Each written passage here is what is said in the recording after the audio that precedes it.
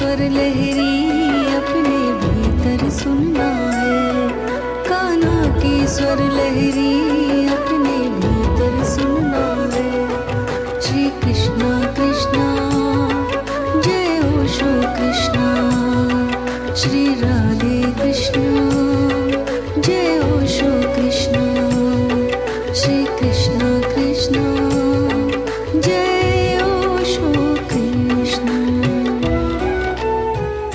गीता सार की चर्चा करने के पहले आपको बताना चाहूँगा कि ओशो के विराट साहित्य समुंदर अर्थात 650 किताबों में जो सबसे मोटी किताब है वह है गीता दर्शन। लगभग 5 साल के टाइम स्पेन में ओशो ने पूना में, मुंबई में और अहमदाबाद में श्रीमद् भागवत गीता पर यह लंबी प्रवचनमाला दी, करीब करीब 350 घंटे की प्रवचनमाला। आज तक गीता पर जितनी टीका टिप्पणियां की गई हैं, व्याख्याएं की गई हैं, उसमें जो सबसे बड़ी टीका है ओशो की टीका, उससे 1.5 गुनी, 2 गुनी, 3 गुनी, 4 गुनी नहीं, सीधी 20 गुनी बड़ी है।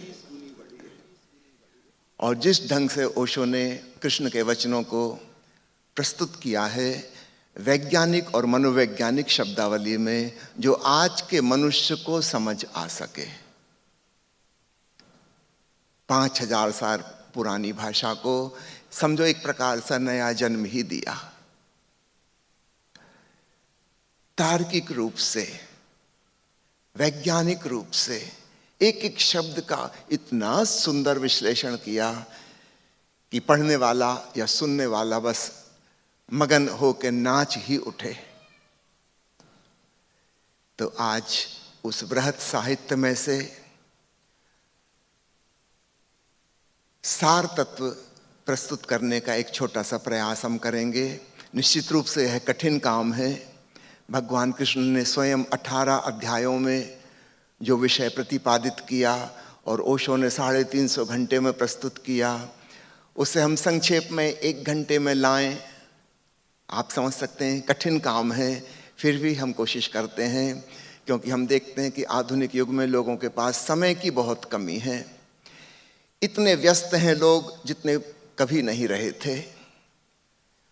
30 सेकंड या 1 मिनट की रील ही मुश्किल से देख पाते हैं। कई लोग तो वो भी नहीं देखते, बहुत फास्ट स्पीड से आगे बढ़ते हैं। इस परिस्थिति में यह एक्सपेक्ट करना मुश्किल है कि कोई 18 अध्याय भगवान कृष्ण के उस पर चिंतन मनन करे।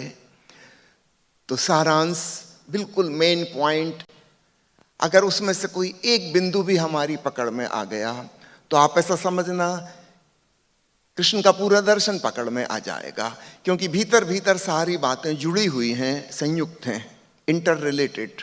तो ऐसा नहीं समझना कि बहुत सी बातें हैं। हाँ, ये हो सकता है कि हमें कोई बात ज़्यादा प्रिय लगे, हम उसमें आसानी से डूब पाएँ, अपने जीवन में उतार पाएँ। आप बस उस एक को ही पकड़ लेना और बात बन जाएगी।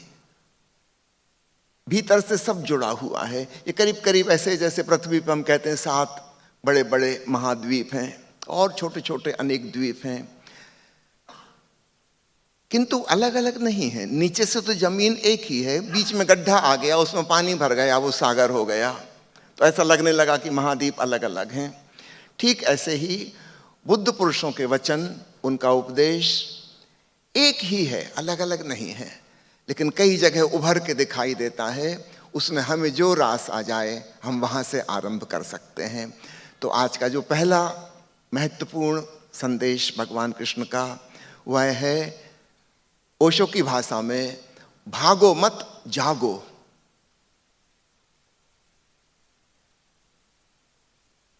अर्जुन कह रहा है कि रणभूमि छोड़ के भाग जाऊं, और भगवान कृष्ण उसको रोक रहे हैं। मैं निवेदन करता हूं माँ प्रिया जी से, गीता का वह श्लोक पढ़ें, फिर हम विस्तार से चलेंगे। जिसमें स्वामी जी ने ये संदेश दिया, बता रहे हैं भागो मत जागो। उसका जो श्लोक हम अगर पकड़ पाएं तो अध्याय 3 गीता का 7वां श्लोक है, जिसमें भगवान कृष्ण समझा रहे हैं अर्जुन को, यस्तु इंद्रियाणि मनसा नियम्य आरभते अर्जुन कर्मेन्द्रियः कर्मयोगम् असक्तः स विशिष्यते। ओम। अर्थात हे अर्जुन, जो मन द्वारा इंद्रियों को नियंत्रित करके आसक्ति रहित होकर कर्मयोग में प्रवृत्त होता है, वही श्रेष्ठ है। आइए इस श्लोक के 2-3 शब्दों पर हम विशेष समझने की कोशिश करें। पहला कहा है इंद्रियों को नियंत्रित करके, दूसरा कहा है आसक्ति रहित होकर जो कर्म योग में प्रवृत्त होता है वह श्रेष्ठ है। अर्जुन क्या कह रहा था? वह कह रहा था कि मैं कर्म भूमि छोड़ के भाग जाऊं, ये युद्ध का काम मैं क्यों करूं? कृष्ण कह रहे हैं कर्म छोड़ के भागना कभी भी श्रेष्ठ नहीं है। यह कैसी निकृष्टों जैसी, अनारियों जैसी बात तू कर रहा है अर्जुन। हाँ, कर्म जरूर करना है, लेकिन कुछ शर्तें जोड़ दी। इंद्रियों को संयम करके। सामान्यतः हमारी इंद्रियां हमें बहिर्मुखी करती हैं, हमारी जीवन ऊर्जा को बाहर की तरफ प्रवाहित करती हैं। यदि हम उनके अधीन होकर कर्म करते हैं तो वह कर्म श्रेष्ठ नहीं है। बड़ी महत्वपूर्ण और सूक्ष्म शर्तें भगवान कृष्ण लगा रहे हैं। कर्म करना श्रेष्ठ है, कंडीशन क्या है? इंद्रियों के द्वारा प्रेरित ना हो, तुम्हारी अंतरात्मा से, तुम्हारी चेतना से, तुम्हारे विवेक से उत्पन्न हो। इंद्रियां तुम्हें फोर्स न करें, तुम इंद्रियों के गुलाम ना बनो, तुम मालिक रहो, तब जो कर्म होगा वह श्रेष्ठ कर्म होगा। दूसरी बात कहते हैं आसक्ति रहित होकर। हम लोग अधिकांश अपने जीवन में जो कर्म करते हैं वे किसी आसक्ति की वजह से करते हैं।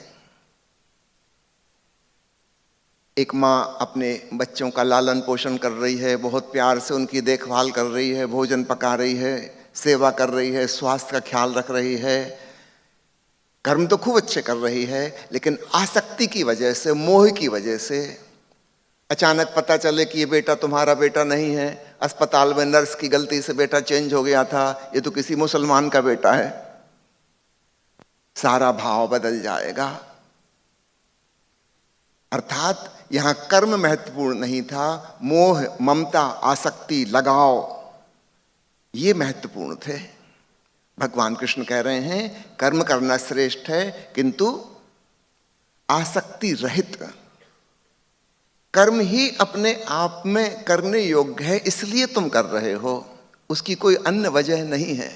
और तीसरी शर्त कह रहे हैं, चूंकि अर्जुन कह रहा है कि मैं संन्यास ले लूं, छोड़ के चला जाऊं, युद्ध ना करूं, बड़ी हिंसा हो जाएगी। भगवान कृष्ण कह रहे हैं कर्म योग करना श्रेष्ठ है। अकर्मण्य हो जाना, आलसी हो जाना, कर्म से भाग जाना कभी भी श्रेष्ठ नहीं है। मुझे याद आता है सन 1970 में जब ओशो प्रवचन माला दे रहे थे जिसका शीर्षक था कृष्ण मेरी दृष्टि में। कुल्लू मनाली में यह प्रवचन माला चल रही थी और वहाँ कृष्ण की बात समझाते हुए ओशो ने कहा कि कृष्ण ने जिस प्रकार के संन्यास की बात कही है वह पिछले 5000 साल में आज तक कहीं भी लागू नहीं हुई, प्रैक्टिकल एप्लीकेशन उसका नहीं हुआ। और मैं चाहता हूँ कि कृष्ण के जीवन को और उनके उपदेश को समझते हुए एक नई शुरुआत हो। उसका नाम उन्होंने रखा नव संन्यास। भगवान कृष्ण जैसा संन्यास चाहते थे वैसा वाला संन्यास, जिसमें कर्म से भागना नहीं है, घर गृहस्थी छोड़नी नहीं है, आजीविका उपार्जन का साधन नहीं छोड़ना है। जो कर्तव्य थे आपके वह कर्तव्य आप करो, हाँ, आसक्ति रहित होकर, इंद्रियों के गुलाम ना बनकर। ये शर्तें, ये बातें भीतर भीतर की हैं, ऊपर ऊपर से किसी को पता भी नहीं चलेगा। तो ओशो ने एक नए संन्यास का जन्म दिया, गृहस्थ और संन्यास्त दोनों का मिश्रण। अभी मां पूनम ने कहा ना, झोरवादी बुद्धा, आधुनिक शब्दावली में हम वह कह सकते हैं, जहां झोरवा प्रतीक है संसार का और बुद्ध प्रतीक है अध्यात्म के। दोनों का समन्वय और सम्मिलन, पूरब और पश्चिम का मिलन कह लो, ध्यान और विज्ञान का सामंजस्य कह लो। कुछ छोड़ना नहीं है, पलायन नहीं करना है। हजारों साल से सारी दुनिया में धार्मिक लोग पलायनवादी रहे, कायर और भगोड़े, जीवन की रणभूमि को छोड़ के भाग गए।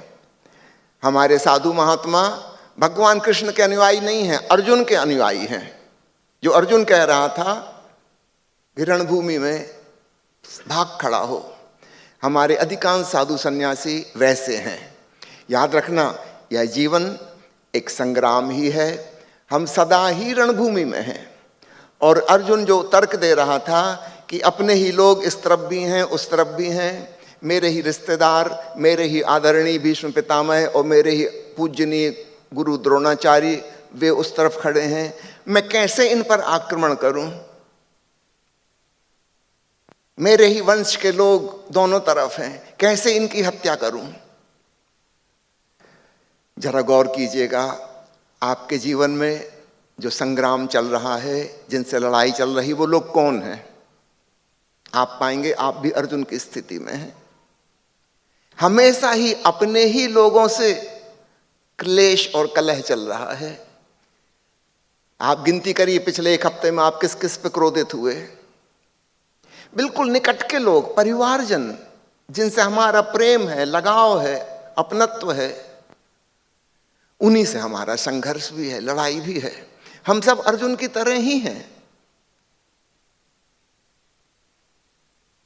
जो हमारे आदरणीय हैं उन्हीं के प्रति हमारे मन में अहंकार की भावना और द्वेष की भावना भी है और ईर्ष्या की भावना है।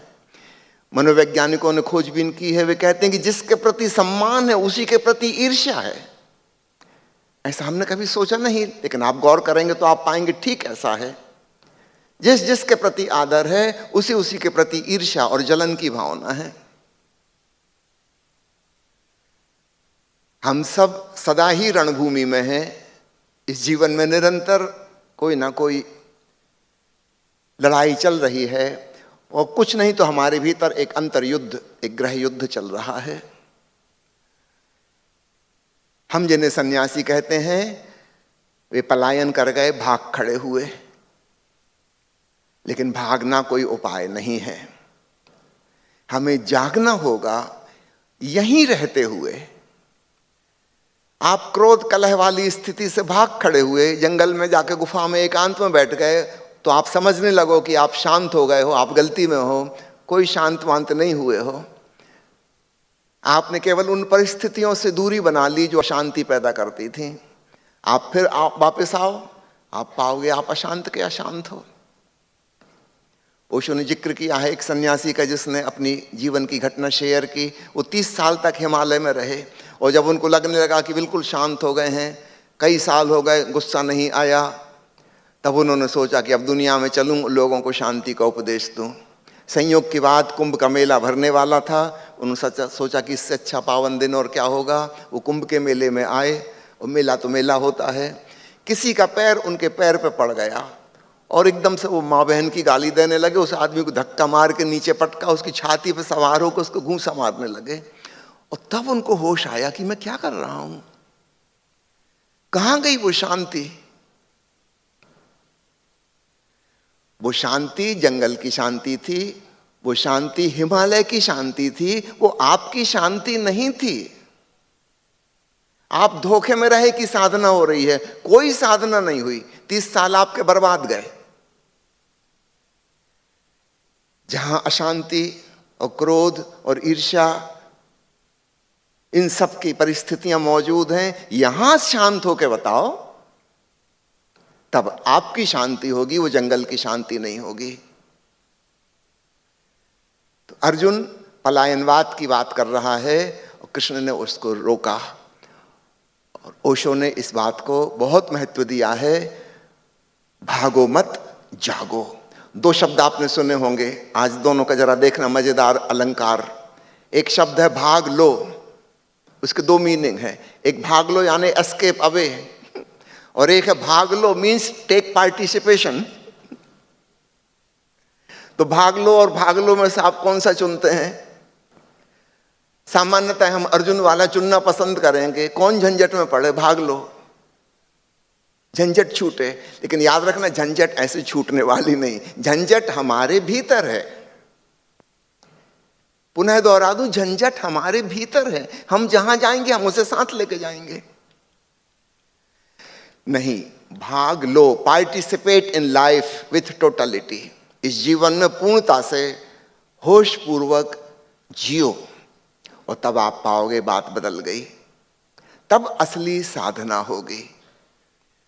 तो कर्मयोग से हटना नहीं है, कर्मयोग में कुछ शर्तें हैं वो जोड़नी है, और आगे धीरे धीरे आगे के सूत्रों में हम समझेंगे। मां प्रिया जी से निवेदन करता हूं, अगला सूत्र।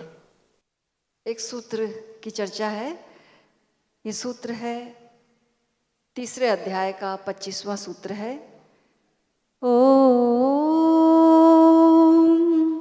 सक्ता कर्मणि अविद्वंसा यथा कुर्वन्ति भारतः कुर्यात् विद्वान् तथा सक्तः चिकीर्षुः लोक संग्रहम्।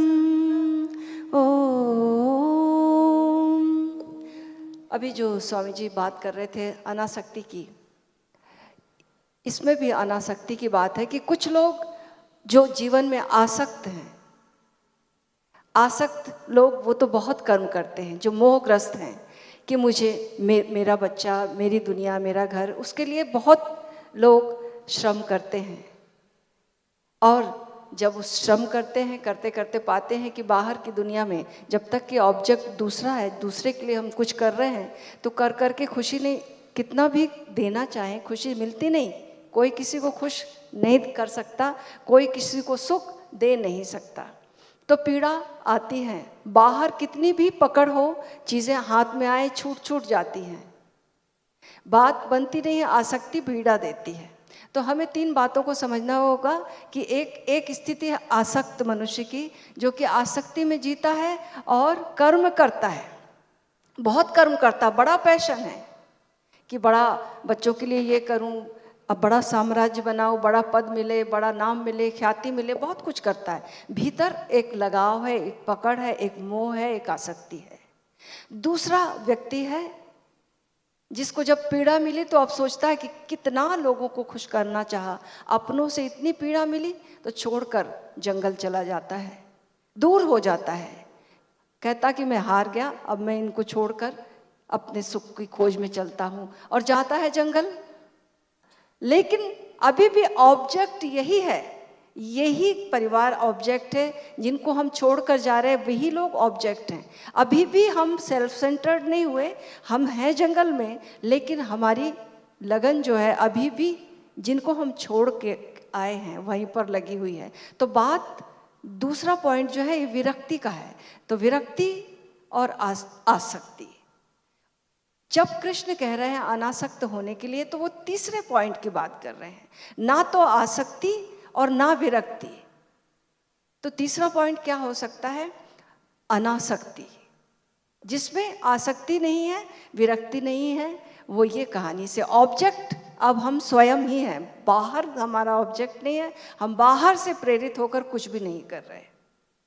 एक बार राजा जनक के दरबार में ओशो ने ये घटना का वर्णन किया है।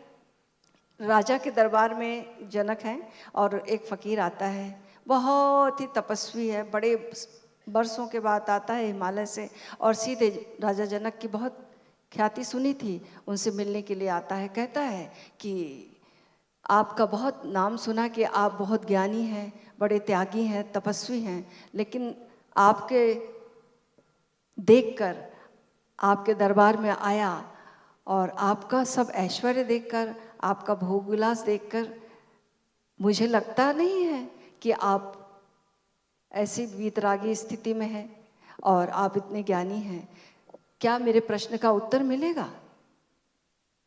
तो राजा जनक ने कहा, निश्चित रूप से मिलेगा तुम्हारे प्रश्न का उत्तर, तुम मेरे साथ रहो और समय आने पर मैं तुम्हें उत्तर दूंगा। रात भर रहा सन्यासी, सुबह हुई, राजा जनक ने कहा चलो हम साथ स्नान करने चलते हैं। दोनों स्नान करने गए, नदी पर स्नान करने लगे।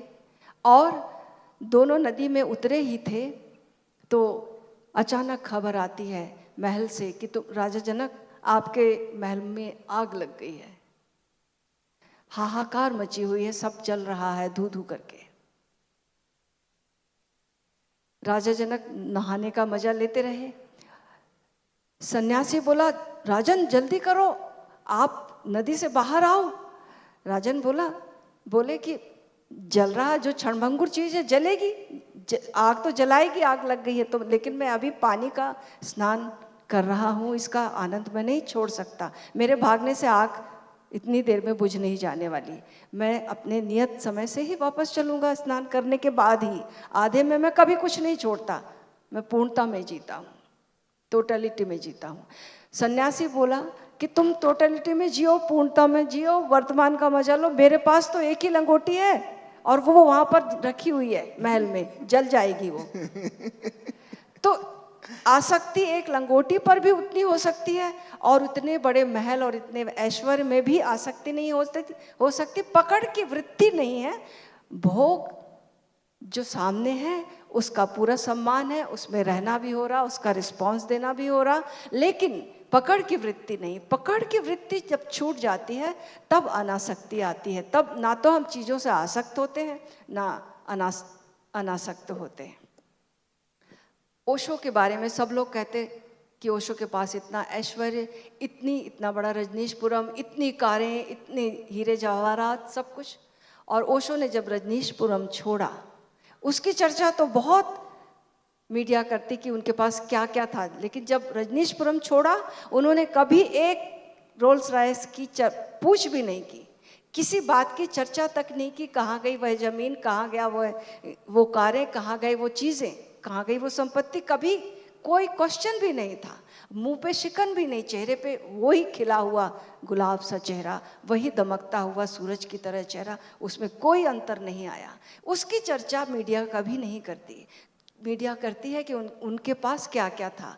ओशो को देखो, राजा जनक की कहानी को सुनो, घटना को सुनो, तब समझ में आएगी कि भगवान कृष्ण अनासक्ति किस चीज़ को कह रहे हैं। आसक्त भी ना हो, अनासक्त भी ना हो। लेकिन फिर जब अनासक्ति जब घटित होती है तब लोग उसके बाद वो कह रहे हैं कि कर्म करो। अब आसक्त व्यक्ति तो बहुत कर्म कर रहा है सबके लिए, मेरे बेटे के लिए, मेरे लोगों के लिए, मेरे संस्था के लिए, मेरे देश के लिए। आसक्त अगर हम हैं तो बहुत कुछ कर रहे हैं। लेकिन जब हम अब अनासक्त हो गए, अब हमें कर्म करना चाहिए कि अब जो हम कर्म करेंगे वो लोक कल्याण उससे होगा। तो भगवान कृष्ण कर रहे हैं, अब तुम कर्म करो लोक कल्याण के लिए। पहले, उसके पहले हम जो भी करेंगे आसक्ति के रहते हुए, उससे लोक कल्याण घटित नहीं हो सकता। लोक कल्याण तभी घटित हो सकता जब हम अनासक्त हो गए हैं। अब समय आया है कि अब हम कर्म करें, और पैशन उतना ही हो जितना कि एक आसक्त व्यक्ति को होता है। एक अभिनेता जब कोई काम करता, हमारा कर्म कैसा होगा फिर एक अनासक्त व्यक्ति का? एक अभिनेता जब कोई रोल करता है तो टोटल होकर करता है। शायद जो सच्चा व्यक्ति है, जिसके जीवन में जो घटना घटी, उससे ज़्यादा अच्छा करता है, लेकिन वो जो कर्म करता कितनी टोटलिटी से करता और पूरा उसमें पैशन भी होता, लेकिन उसे मालूम है कि मैं इससे अलग हूँ, वो उससे अटैच नहीं है, वो दूर है, साक्षी है।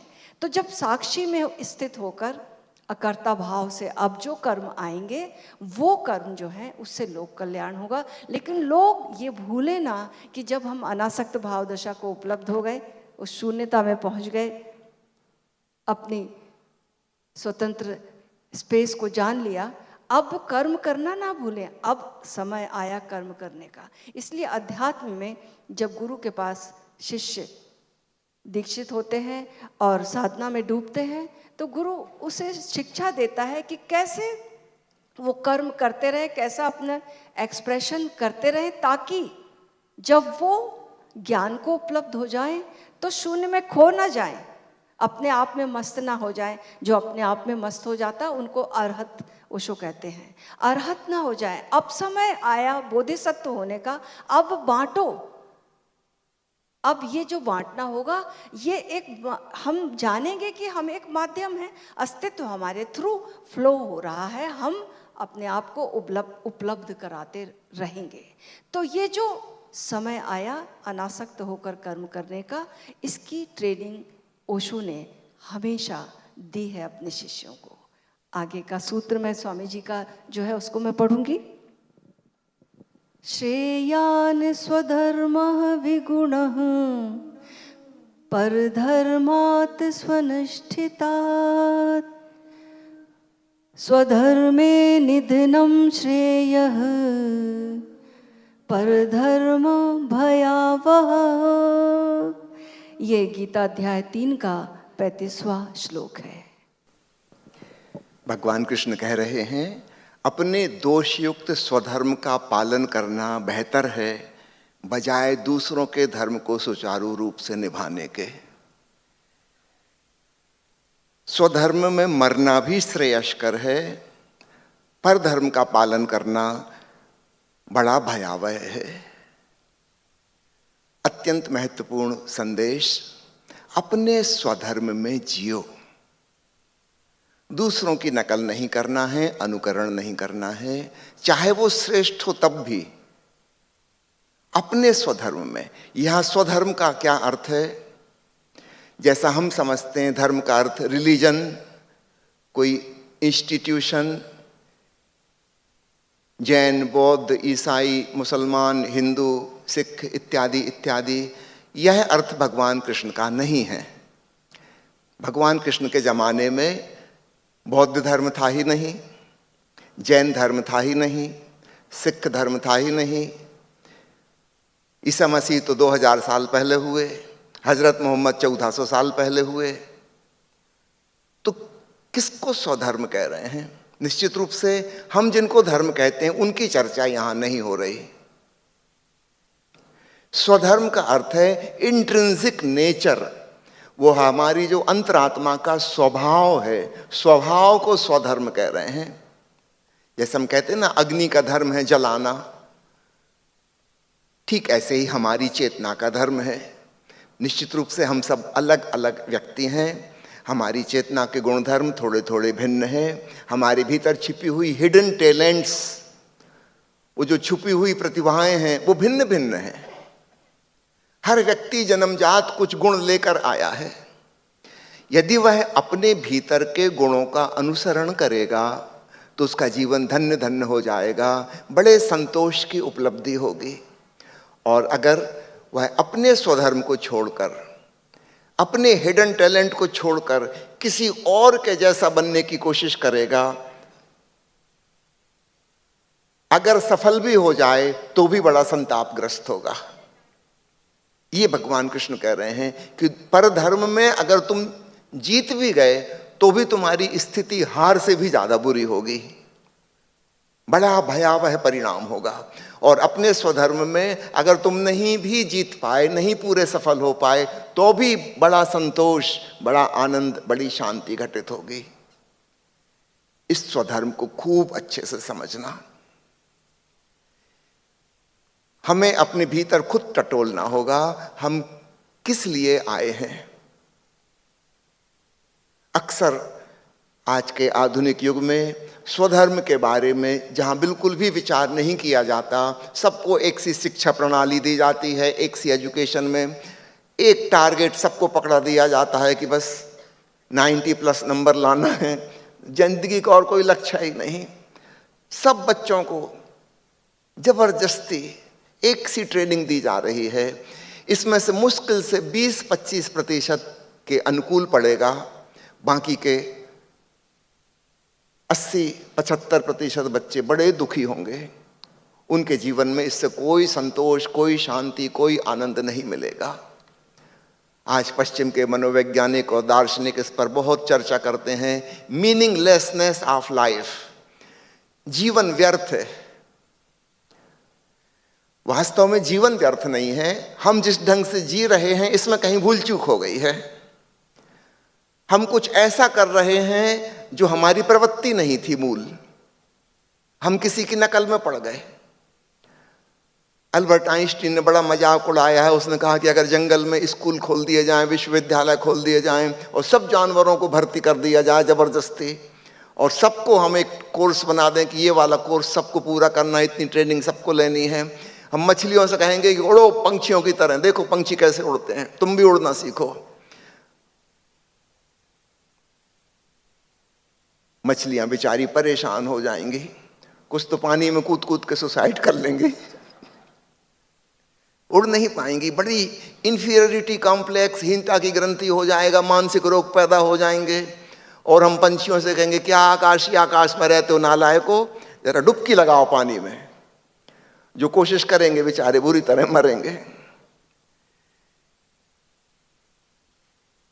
किसी से हम कहेंगे पेड़ पे चढ़ो, अब उससे नहीं बनता, उसकी वह प्रवृत्ति ही नहीं थी, ऐसा नहीं हो सकता, वो परेशान हो जाएगा पेड़ पे चढ़ने की ट्रेनिंग में। अच्छा है पशु पंछी हमारी बातें नहीं सुनते। अब जरा आप गौर कीजिए, आइंस्टीन ने जो मजाक उड़ाया है, क्या हमारी एजुकेशन सिस्टम यही नहीं कर रही? सबको गणित पढ़ना है, सबको भूगोल पढ़ना है, सबको इतिहास पढ़ना है। काहे के लिए पढ़ना भाई? जिसको शौक हो, जिसको, उसको वो पढ़ने दो। हो सकता है 15-20% लोग होंगे जिनको मैथमेटिक्स में बड़ा शौक है, वो मजे से पढ़ें, खूब आगे बढ़ें। सबको क्यों परेशान करा रहे हो? वो मैथमेटिक्स कब काम आएगा? एक मैथमेटिक्स के टीचर से मैंने पूछा था, जब मैं काफी मेरी उम्र हो गई थी, बचपन में उन्होंने बीजगणित मुझे पढ़ाया था। मैंने पूछा था सर आपने जो सिखाया था ना formula a+b² = a² + b² + 2ab, वो आज तक काम नहीं आया। काहे के लिए रटवाया था? कब काम आएगा? और जब कैलकुलेटर बन गए और गूगल है हमारे पास और चैट जीपीटी है हमारे पास, तो करना क्या हमें गणित रट के? ये काम मशीन का है, मशीन कर लेगी। हम अपनी बुद्धि को क्यों इसमें खराब करें? सबको क्यों पढ़वाना कि अकबर के पिताजी का क्या नाम था? अरे जो भी हो, एक्चुअली तो अकबर को भी नहीं पता, अकबर की मम्मी को ही सही पता होगा। इस सबको रटवाने की क्या जरूरत? इतिहास पढ़ाने की जरूरत क्या है? इतिहास है क्या? हमारे पूर्वजों द्वारा किए गए अपराधों की कथा, इससे ज्यादा बताओ और क्या है इतिहास? अच्छा है हम उसे भूल जाएं कि हमारे पूर्वज इस प्रकार के थे, उन्होंने इतने इतने युद्ध किए। युद्ध के अलावा इन लोगों को कोई काम ही नहीं था। किसी भी देश का, किसी भी जाति का इतिहास उठा के पढ़ लो, हर पृष्ठ पर युद्ध की कहानी, बस युद्ध की कहानी, युद्ध युद्ध युद्ध, जैसे और कुछ करने को है ही नहीं जिंदगी में। इसको क्यों पढ़ाना? हाँ, किसी का दिमाग खराब है वो पढ़े, पागलखाने में इसका कोर्स खोल दो। हर बच्चा अलग अलग है, कोई यहां संगीतकार होने के लिए आया है, कोई यहां नर्तक होने के लिए आया है, कोई बागवानी करने के लिए आया है, उसे पेड़ पौधों से, वृक्षों से लगाव है, उसको क्यों पकड़ के क्लास में बंद किए हुआ? मैंने सुना है एक फिजिक्स का टीचर नाराज हो गया, उसने एक लड़के से कहा कि तुम खिड़की के बाहर क्या देख रहे हो? खिड़की के बाहर आम का पेड़ था और बड़े बड़े आम फले हुए थे। टीचर ने कहा कि मैं तुम्हें न्यूटन का सिद्धांत सिखा रहा हूं, गुरुत्वाकर्षण का। वो पेड़ के नीचे बैठा था और एक फल ऊपर से गिरा और उसने ग्रेविटेशन का सिद्धांत खोजा, और एक तुम नालायक, मैं तुम्हें क्लास में समझा रहा हूं, तुम बाहर देख रहे हो। उस स्टूडेंट ने जो जवाब दिया अत्यंत महत्वपूर्ण, उसने कहा कि सर, यदि सर आइजैक न्यूटन भी आपकी क्लास के इस टेंशन भरे माहौल में बैठे होते, वो भी गुरुत्वाकर्षण का सिद्धांत नहीं खोज पाते। वो तो अच्छा बगीचे में बैठे थे, पेड़ के नीचे मौज में, फल टपका और अचानक एक सूझ पैदा हुई। आपने जो गंभीर माहौल यहां बना रखा है क्लास में, कोई आविष्कार नहीं हो सकता। आपको जानकर हैरानी होगी, जितने बड़े बड़े आविष्कारक हैं वे कोई भी एजुकेशन सिस्टम के बाई प्रोडक्ट नहीं है। जितने लोग पीएचडी करते हैं यूनिवर्सिटीज में, इसमें कोई भी आविष्कारक नहीं है। लाखों लोग पीएचडी कर रहे हैं, काहे के लिए कर रहे हैं? उनकी थीसिस उनके अलावा किसी ने नहीं पढ़ी, वो कोई कभी नहीं पढ़ेगा, वो दीमक और चूहों के काम आएगी बस। और उन्होंने सालों बर्बाद की है उसमें। जितने महान वैज्ञानिक हैं वो इस फील्ड के बाहर किए हैं, उन्होंने खोजबीन की है। जितने महान संगीतकार हैं, याद रखिएगा, इन्होंने संगीत की कोई ट्रेनिंग नहीं ली थी। बताइए किशोर कुमार ने किस संगीत की ट्रेनिंग ली थी? सबसे ज्यादा प्रिय गायकों में से एक रहा हमारे देश में।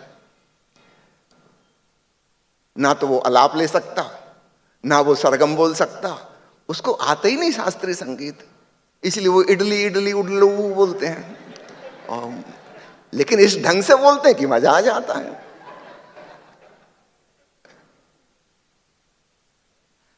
पैदाइशी संगीतकार उनमें छुपा हुआ है, वो बिना किसी प्रशिक्षण के महान संगीतकार हो जाएंगे।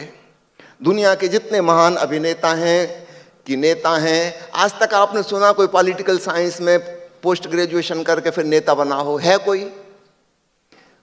अधिकांश तो बेचारे अनपढ़ हैं, उनको तो पॉलिटिकल साइंस की स्पेलिंग लिखते भी नहीं बनती। वो उनका गुण है। कोई अत्यंत धनवान हो गया।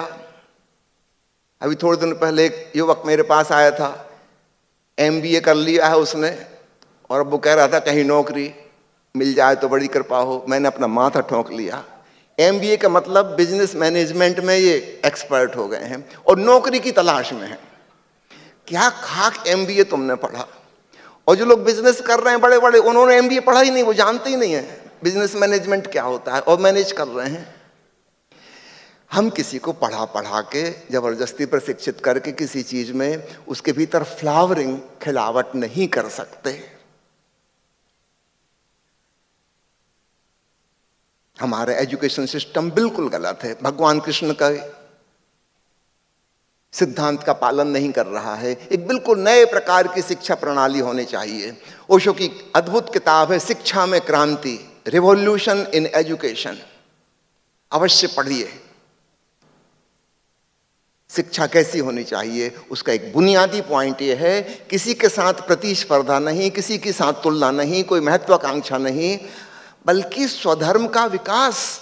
तुम्हारे भीतर जो बीज छिपा है वह कैसे वृक्ष बने, पुष्पित पल्लवित हो, कैसे उन फूलों की सुगंध सब तरफ फैले, ये बात है असली। इसके लिए आयोजन होना चाहिए।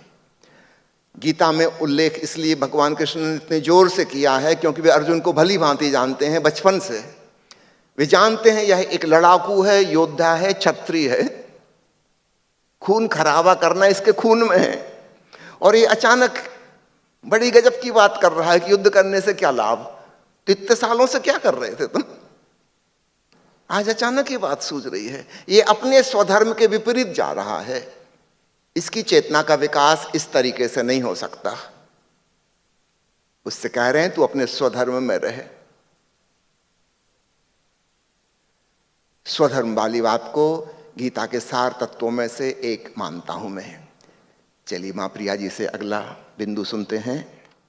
अध्याय 4 का 31वां श्लोक है ये। ओम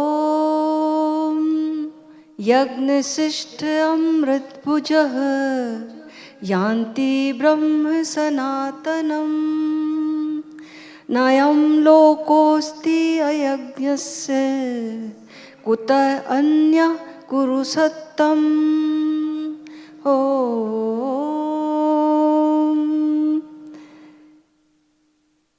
यज्ञों के परिणाम स्वरूप ज्ञान अमृत को भोगने वाले योगी जन सनातन पर ब्रह्म परमात्मा को प्राप्त होते हैं।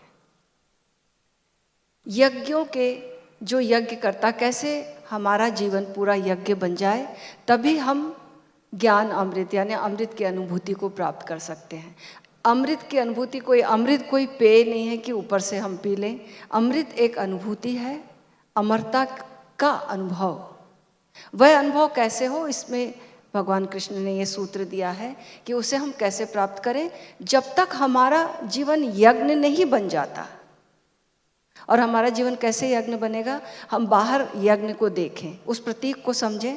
जैसे यज्ञ की अग्नि है और उसमें हम आहुति डालते हैं, ठीक ऐसे ही हमारे भीतर यज्ञ की अग्नि, होश की अग्नि, ये अग्नि है एक। हमारी ऊर्जा जब ऊर्ध्वगामी होती है तो ये होश की अग्नि प्रगाढ़ होती है। तो इस होश की अग्नि में हमें क्या डालना है, कौन सी आहुति डालनी है? इस होश की अग्नि में हमें अपनी दुर्भावनाओं की जो आहुति है उसको डालना है, अपनी कामनाओं की आहुति को डालना है। जितनी भी दुर्भावनाएं हैं जो इस आहुति में डालोगे तो सब भस्म हो जाती हैं, सब विलीन हो जाती हैं इस अग्नि में, सब गायब हो जाती हैं। जैसे कि बाहर की अग्नि में हम यज्ञ में आहुति डालते हैं, जल जाता है सब कुछ, ठीक ऐसे ही भीतर की अग्नि में ये सारी ही दुर्भावनाएं भस्मीभूत हो जाती हैं। बाहर की यज्ञ में हम क्या करते हैं? घी डालते हैं।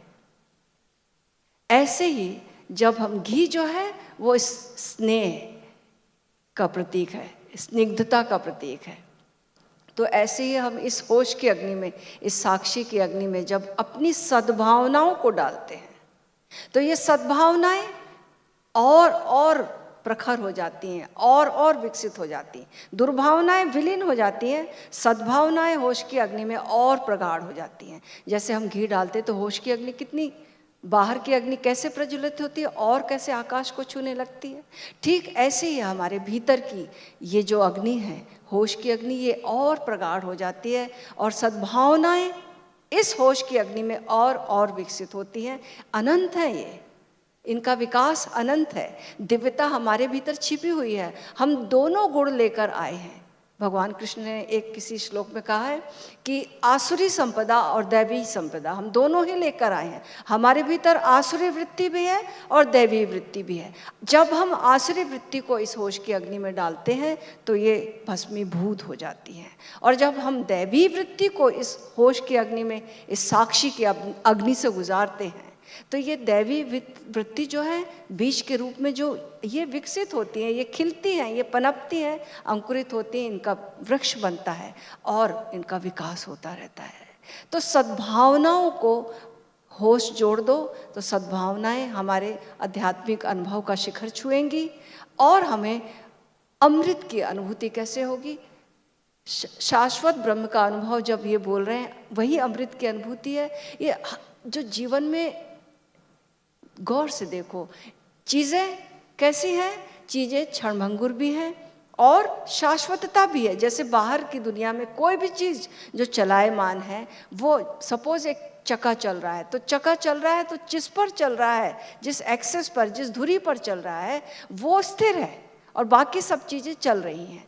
ऐसे ही जो स्थिर चीज़ है, बाहर ब्रह्म सब जगह है, एक परिवर्तनशील ब्रह्म है और एक अपरिवर्तनशील ब्रह्म है, शाश्वत ब्रह्म और परिवर्तनशील ब्रह्म है, जिसको उपनिषद कहते प्रकट ब्रह्म और अप्रकट ब्रह्म। जो प्रकट हो गया वो क्षणभंगुर है, वो बदलता जा रहा है, और जो नहीं अप्रकट है वो शाश्वत है। प्रकट ब्रह्म से अमृत की अनुभूति नहीं हो सकती क्योंकि बदल रहा है, छूट जाएगा, बदल जाएगा, उससे तो भय ही बना रहेगा, कब छूटा कब मिटा, वहां अमृत की अनुभूति नहीं हो सकती। अमृत की अनुभूति कहाँ होगी? जहां कुछ भी नहीं बदल रहा। कुछ भी क्या नहीं बदल रहा? मेरा साक्षी स्वरूप नहीं बदल रहा। मेरे भीतर जो देखने वाला है, बदलते हुए चीजों को, बदलते हुए दुनिया को, बदलते हुए दृश्यों को, वो देखने वाला वो नहीं बदल रहा है। जब हम उसे अनुभव करते हैं, जब हम उसमें डूबते हैं तो हम पाते हैं कि ये तो, इसका तो ना कभी जन्म हुआ, ना कभी ये बदल रहा, ना कभी मिटेगा। तो हमारे भीतर एक परम सुरक्षा आती कि ये तो कभी नष्ट होता ही नहीं मेरा स्वरूप। जो नष्ट हो रहा वो मैं नहीं हूं, और जो नष्ट हो जाएगा, जो कभी नष्ट नहीं होगा, वो मैं हूं। तो आए इस गीत के माध्यम से क्या क्या नष्ट हो जाता है इसको अगर हम समझ लें। सपोज एक घर में, एक जमीन पर हमने एक मकान बनाया, मकान गिर जाएगा समय आने पर, लेकिन जिस जमीन पर बना है वो जमीन कभी नहीं गिरेगी। तो उस जमीन, उस स्पेस को जब हम पकड़ेंगे, उस स्पेस में जब हम डूबेंगे, तब उस स्पेस में अमृत का अनुभव होगा, जो अविनाशी है, जो अजन्मा है।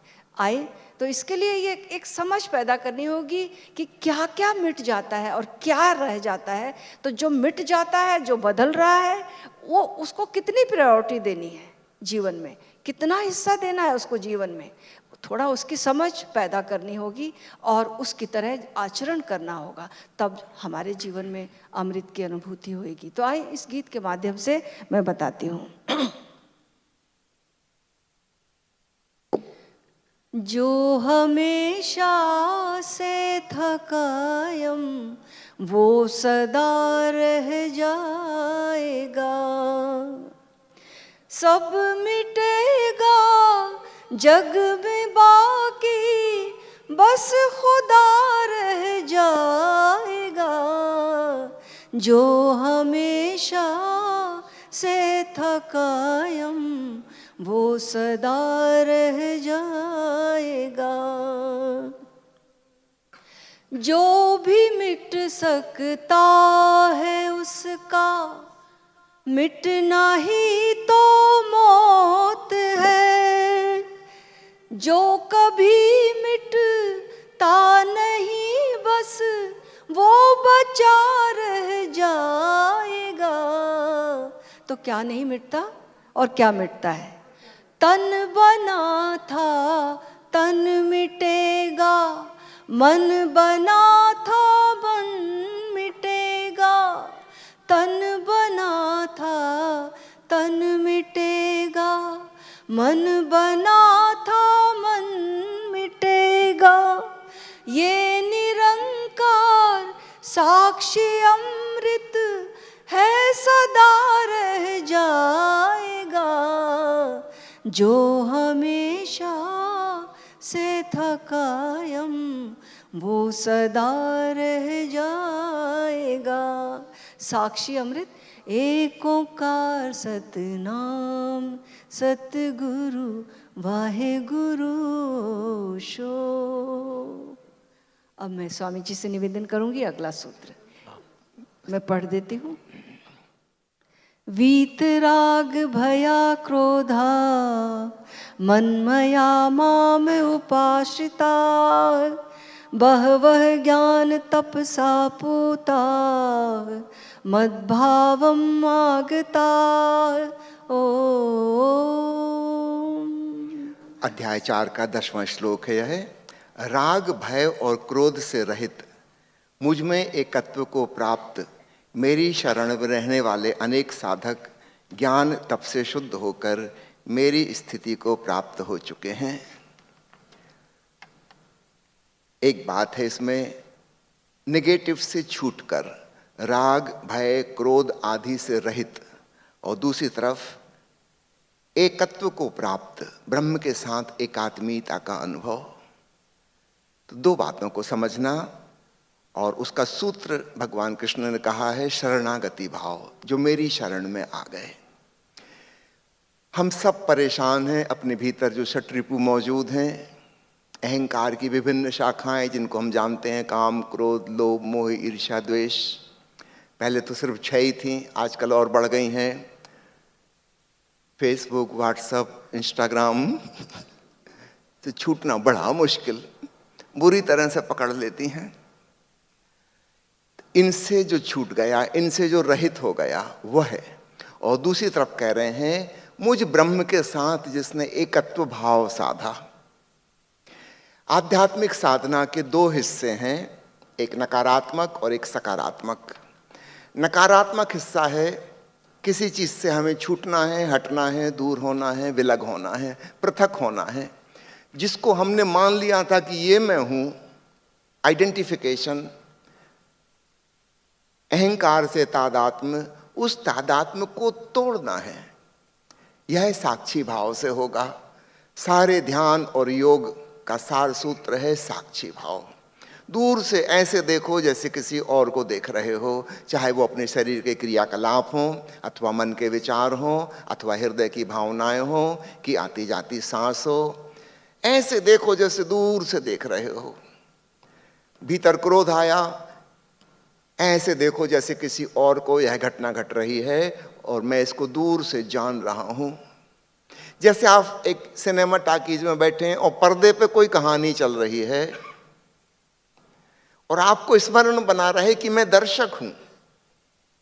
हम तो सिनेमा हॉल में भी भूल जाते हैं कि मैं दर्शक हूं।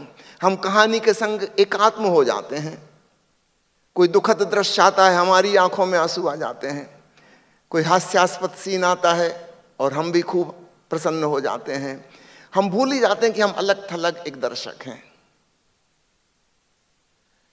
जीवन में इस बात को साधो, बार बार याद करो कि मैं केवल एक दृष्टा हूं। I am just a witness, a watcher.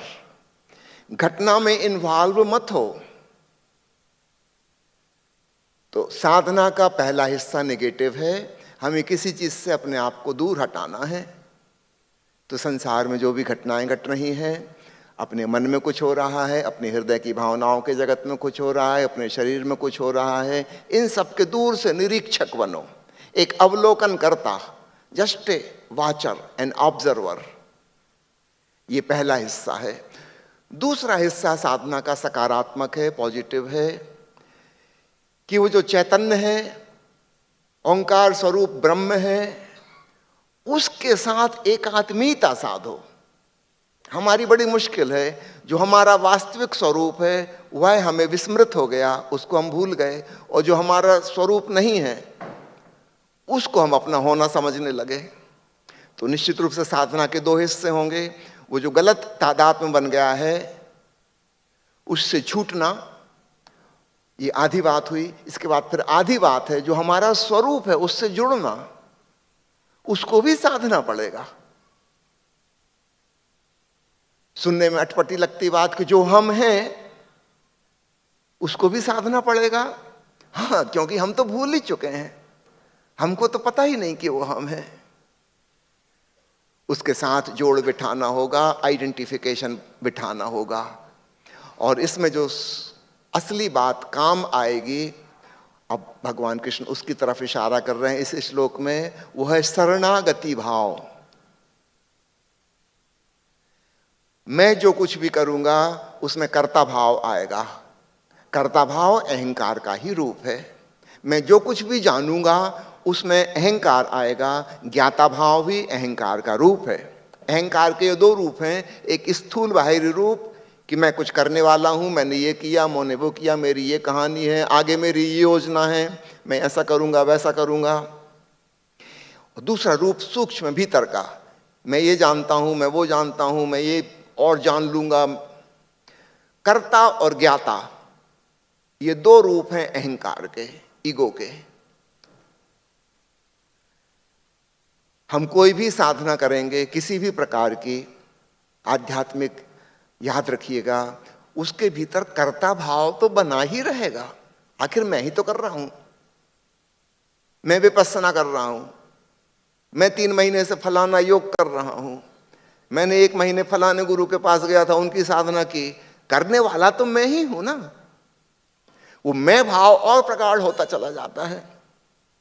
साधारण संसारी का अहंकार कलुषित होता है, आध्यात्मिक साधक का अहंकार बड़ा शुद्ध होता चला जाता है। मगर शुद्ध अहंकार का क्या मतलब हुआ? वही मतलब हुआ जो शुद्ध जहर का होता है, ज्यादा जहरीला। इससे तो अच्छा अशुद्ध अहंकार था, मिलावटी। शुद्ध अहंकार, कृष्णमूर्ति कहते थे पायस ईगो, पवित्र घमंड, ये और भी खतरनाक है। लेकिन हमारी मजबूरी है, जब हम साधना करेंगे उसके साथ ये आएगा ही आएगा। मुझे लगने लगा कि मैं अन्य लोगों से कुछ भिन्न हूं, मैं श्रेष्ठ हूं, मैं महान हूं, देखो मैं सांसारिक चीजों में नहीं उलझा हूं, मैं तो अपने भीतर साधना में रत हूं, मैं कुछ विशिष्ट हूं। ये सूक्ष्म अहंकार पकड़ेगा।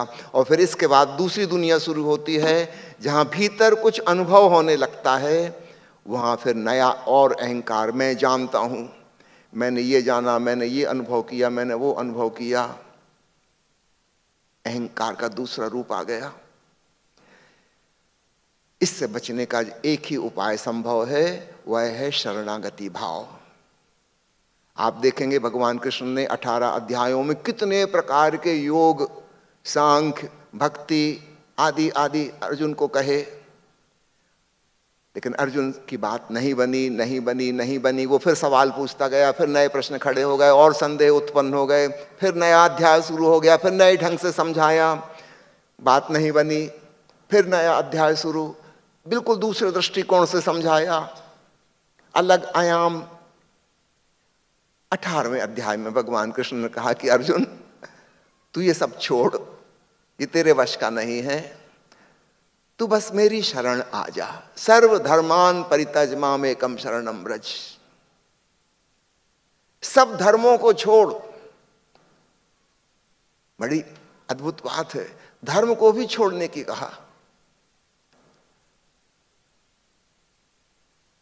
शरण में आ। शरण में हमारा अहंकार छूटता है। शरण का मतलब है कि हमने अपने आप को झुका दिया, हमने अपने आप को अर्पित कर दिया। बड़ी अद्भुत घटना घटी है। जैन धर्म और बौद्ध धर्म, ये दो नास्तिक धर्म हुए जहां ईश्वर की कोई धारणा नहीं है, किंतु शरण भाव को नहीं छोड़ा जा सकता। उसकी महत्ता उतनी की उतनी है। जैनों का नमोकार मंत्र है, पंच नमोकार। इससे फर्क नहीं पड़ता आप किसकी शरण जा रहे हैं, आप अपने आप को छोड़ने तैयार हो गए, यह बात महत्वपूर्ण है। अरिहंत की शरण, आचार्य की शरण, उपाध्याय की शरण, किसकी शरण जा रहे हैं ये सवाल नहीं है। आप अहम रहित होने के लिए तैयार हो गए। असली बात यह है, भगवान बुद्ध ने ईश्वर को तो इनकार कर दिया, लेकिन शरण भाव को इनकार नहीं कर सके। उनके शिष्य कहते हैं त्रिशरण मंत्र, बुद्धम शरणम गच्छामि, धम्मम शरणम गच्छामि, संघम शरणम गच्छामि, और झुकते हैं, अपने आप को अर्पित करते हैं। समर्पण को नहीं छोड़ा जा सकता। मुझे याद आता है ओशो का एक वचन, शायद आपने भी पढ़ा होगा। उन्होंने अपनी तस्वीर पे स्वयं अपनी हैंड राइटिंग में लिखा था,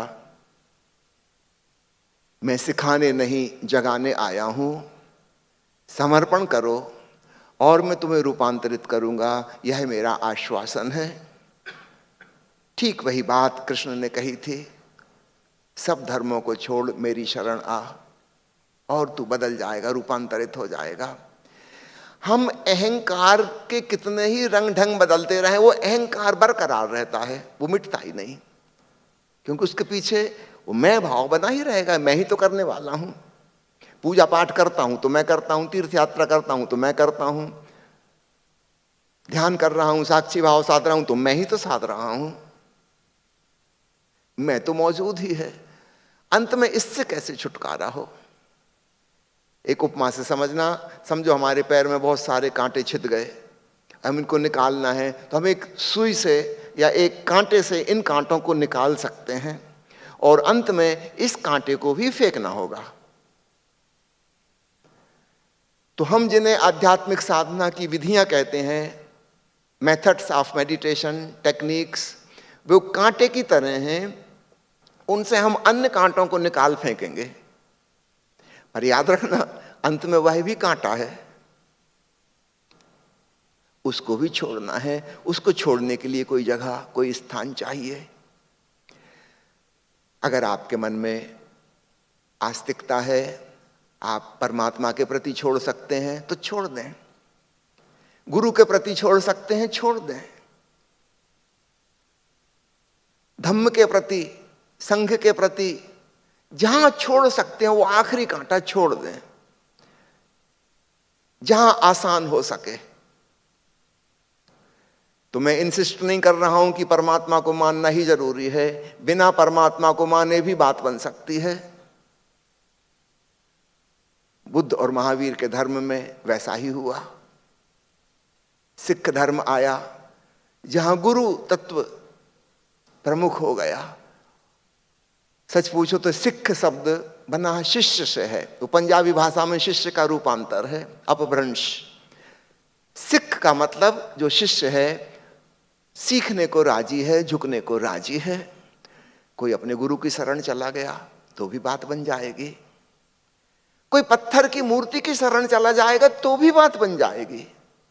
असली बात यह नहीं है कि जिसकी शरण आप गए वो शरण जाने योग्य था कि नहीं।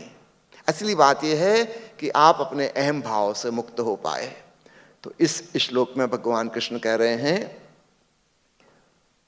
जो राग, द्वेष, क्रोध, भय इत्यादि से रहित हो गए, जो मेरे साथ एकात्मीयता साधने का प्रयास कर रहे हैं, ऐसे व्यक्ति जब शरणागत हो जाते हैं तब परब्रह्म को उपलब्ध हो जाते हैं।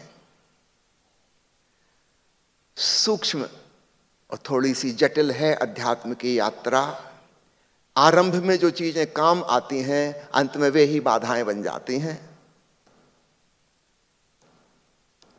जिस साधना के द्वारा हम इतने आगे तक पहुंच पाए, आखिर में वही कांटा। हमारे मन में ऐसा भाव आता कि अरे इस कांटे ने तो कितने कांटे निकाल दिए, यह कांटा तो बड़ा ही आदरणीय है, इसको संभाल के मैं रख लूं। पर याद रखना, जिस घाव में हम उसको संभाल के रखेंगे, घाव तो बना ही रहा, वो अहंकार का घाव है। अंत में वह भी हमें त्यागना है। निश्चित रूप से यह काम कठिन है, क्योंकि जिसने इतने कांटे निकाले उससे सहज रूप से हमारा लगाव, प्रेम जुड़ जाता है। स्थिति करीब करीब ऐसी है कि एक आदमी किसी व्याधि से ग्रस्त था, फिर वो डॉक्टर के पास गया, डॉक्टर ने उसको कुछ औषधि लिख दी और वह उसकी स्थिति में सुधार होने लगा और वह बिल्कुल स्वस्थ हो गया।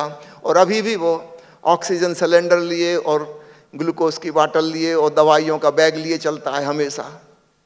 हम कहेंगे इसका दिमाग खराब हो गया। जब तुम स्वस्थ हो गए, ये सारा साजो सामान किस लिए ढो रहे हो? पूरा आईसीयू अपने साथ लिए घूम रहे हो, कंधों पे टांगे। जिस दिन व्याधि समाप्त हो गई, उस दिन औषधि भी व्यर्थ हो जाती है। जरूरत से ज्यादा हम औषधि ले लेंगे, वो खुद ही अपने आप में साइड इफेक्ट्स और नई बीमारी खड़ी कर देगी। लेकिन ये बात समझनी बड़ी कठिन पड़ती है। जिसने इतना सहारा दिया, उसे कैसे छोड़ दें? भगवान कृष्ण उसी तरफ इशारा कर रहे हैं कि उसे भी छोड़ दो। चलिए अगला श्लोक। अगला श्लोक गीता अध्याय 4 का 16वां श्लोक है। किम कर्म किम अकर्म इति कवयपि अत्र मोहिताः तत्ते कर्म प्रवक्ष्यामि यज्ञात्वा मोक्षसे शुभात्। अर्थात कर्म क्या है और अकर्म क्या है, ऐसे विषय में बुद्धिमान पुरुष भी मोहित हैं। इसलिए मैं वह कर्म अर्थात कर्मों का तत्व तेरे लिए अच्छे प्रकार कहूँगा, जिसको जानकर तू अशुभ संसार बंधन से छूट जाएगा। संसार के बंधन से भवसागर के पार जाने की कुंजी भगवान कृष्ण इस सूत्र में दे रहे हैं। तो इसके लिए हमें समझना होगा कि अकर्म की व्याख्या जो की है भगवान कृष्ण ने, तो अकर्म समझने के लिए हमें सबसे पहले समझना होगा कि हम कौन सी अवस्था में जीते हैं। एक होता है प्रतिकर्म, हम हमेशा प्रतिकर्म में, रिएक्शंस में जीते हैं। कोई मुझे हंसा सकता है, कोई मेरी प्रशंसा करता है और मैं उसके लिए कुछ अच्छा कर्म कर देती हूँ, उसके फेवर में कुछ कर देती हूँ। किसी ने मेरी निंदा कर दी, मुझे गाली दे दी, मुझे क्रोध आ गया और उसके अनुसार मैंने अपना कर्म किया। किसी की प्रशंसा से प्रेरित होकर मैंने कुछ अच्छा किया, दान पुण्य किया, मदद की, ये भी रिएक्शन है। और किसी की निंदा से प्रेरित होकर मैंने कुछ उसका बुरा किया, ये भी रिएक्शन है। और इन रिएक्शंस में हम रात दिन जीते हैं। चाहे हम सेवा का भी कार्य करें, चाहे हम गैर सेवा का भी कार्य करें, दोनों कार्यों में हम रिएक्शंस में ही जी रहे हैं। तो प्रतिकर्म में सामान्य व्यक्ति जीता है। तो दूसरा समझना होगा कि प्रतिकर्म के अलावा कर्म क्या है। फिर कर्म है जैसे कि एक पेड़ है, उसमें फूल खिलता है, ठीक ऐसे ही हमारे जीवन से अंतः प्रेरणा से, हमारी प्रेरणा से मैं जो करना चाहती हूँ, हम जो करना चाहते हैं वही हम कर रहे हैं। हमारे भीतर से आए हुए प्रेरणा से जब हम कर्म करते, दूसरे से प्रेरित होकर नहीं, दूसरे से प्रभावित होकर नहीं, स्वयं से प्रभावित होकर, अपने आप को सुनकर, उस मौन से, उस शांति से, उस सहजता से जो भी हम काम करते हैं वो कर्म है। और फिर जब हमने प्रतिकर्म समझ लिया, जब हमने कर्म समझ लिया, अब हम विकर्म को समझेंगे, तब जाकर हमें अकर्म की समझ आएगी। विकर्म क्या है, इसको समझने के लिए हमें देखना होगा अपने ऊपर। देखो, हमारा हृदय धड़कता है इस देह में, तो क्या हम धड़का सकते हैं एक धड़कन भी? ये सांस चलती है तो क्या हम चला रहे हैं? हम करता है इस सांस के, हम ले रहे हैं इस सांस को, एक भी सांस हम ले सकते हैं एक्स्ट्रा? नहीं ले सकते। हमारे वश में नहीं है सांस लेना, सांस छोड़ना। आखिरी सांस गई तो गई, अगर नहीं आने वाली है तो हम इसके करता धरता नहीं है। ये सांस चल रही है, ये हृदय धड़क रहा है, ये खून बह रहा है, क्या हम कोई पंप कर रहे हैं इसको? नहीं, हम नहीं कर सकते। इतना बड़ा काम इतना छोटा सा हृदय कर रहा है, सारे शरीर में ये पंप कर रहा है इस ब्लड को। तो ये इससे भीतर एक आश्चर्य बोध पैदा होता है कि भीतर हम जो भोजन करते हैं वो परिवर्तित होकर हमारा ब्लड बन जाता है, इतनी मांस मज्जा बन जाता है, सारा कुछ चेंज भोजन हमारा शरीर प्रकट कर देता है, वैसा ही हो जाता है। तो सारा चेंज, एक रोटी इतनी बदलाहट ला सकती है, एक भोजन इतना चेंज कर सकता है, एक हृदय का धड़कना इतना सब कुछ कर सकता है। हम कुछ भी नहीं कर सकते, सब कुछ अपने आप हो रहा है। इसके फल स्वरूप हमारा जीवन है, चल रहा है। और जहाँ ये जीवन चल रहा है, जहाँ से हम ऑक्सीजन ले रहे हैं, ये कौन, कहाँ से आ रही है ऑक्सीजन? इसका कोई चल देने वाला दिख रहा है? वो भी नहीं दिख रहा है। एक नियम के अनुसार ये जीवन चल रहा है। और सूरज उगता है, वो एक नियम से उग जाता है। ऋतुएं बदल जाती हैं, वो एक नियम से बदल जाती हैं। बारिश आ जाती है, फिर देखते देखते गर्मी आ जाती है, फिर देखते देखते सर्दी आ जाती है। तो बाहर भी हम करने वाले नहीं हैं और भीतर भी हम करने वाले नहीं हैं। इससे हमें एक अकर्ता का बोध होता है, एक अकर्ता का बोध होता है कि अपने आप चीज़ें किसी नियम से चल रही हैं। और जब हम उस पर भरोसा होने लगता है और उस अकर्ता का जब अनुभव होने लगता है, तब हमें उस अकर्ता भाव से जब हमारे जो कर्म निकलेंगे वो अकर्म है, तब हमें अकर्म की समझ पैदा होगी। अकर्ता भाव से हम करने वाले नहीं हैं, हमारे माध्यम से काम हो रहे हैं। जब इस भाव से हम कर्म करते हैं तो ये अकर्म है। इसमें मेरा अहंकार इन्वॉल्व नहीं है, मेरी बीइंग, मेरा होना इन्वॉल्व है, मेरी अंतः प्रेरणा स्फूर्णा बन रही है। और ये मेरे आनंद से ये सारे कर्म निकल रहे हैं। इसको भगवान कृष्ण अकर्म कह रहे हैं। और जो अकर्म में जीता है, जो अकर्ता भाव में जीता है और कर्म करता है, उसका जीवन एक यज्ञ बन जाता है और उसके जीवन में सारा रूपांतरण आता है और उसका जीवन इसी जगत में रहते हुए वो मोक्ष में जीता है। वो जीवित मरिए भव जल तरिए, जीता यहाँ पर है, लेकिन ऐसा जीता है कि उसके प्राण तो परमात्मा में है, उसके प्राण तो निराकार अस्तित्व में है, लेकिन रहता वो इस जगत में है। सब कुछ होता है, उसका जीवन एक लीला बन जाता है। वो एक अभिनय, बहुत अच्छा अभिनय करता है, लेकिन ऐसा करता है, अब अभिनय जब करता है तो उसका जीवन एक अभिनय होता है। किसी से ओशो से ने पूछा था कि आप हमें कुछ सार सूत्र दें जीवन का, हमारा जो काम है वो अभिनेता का काम है, हम एक्टिंग करते हैं, तो उसका कोई गुर दें हमें। तो ओशो ने उसको गुर दिया कि जब तुम एक्टिंग करो, जब तुम अभिनय करो, तो ऐसे करना कि वास्तविक जीवन है, और जब तुम जीवन जियो तो ऐसे जीना जैसे कि ये अभिनय है। तो जो अकर्म में जीता व्यक्ति, जिसको अकर्म की समझ पैदा हो गई, वो ठीक ऐसे जीता है जैसे कि ये जीवन एक अभिनय है, और उसका जीवन फिर धन्य हो जाता है। भगवान कृष्ण ने जो उसे भवसागर से तरने के जो सूत्र दिए, इस जगत से पार स्वतंत्रता के, मोक्ष के जो सूत्र दिए, वो उसके जीवन में उतर आता है। तो अगला सूत्र मैं स्वामी जी से निवेदन करूंगी।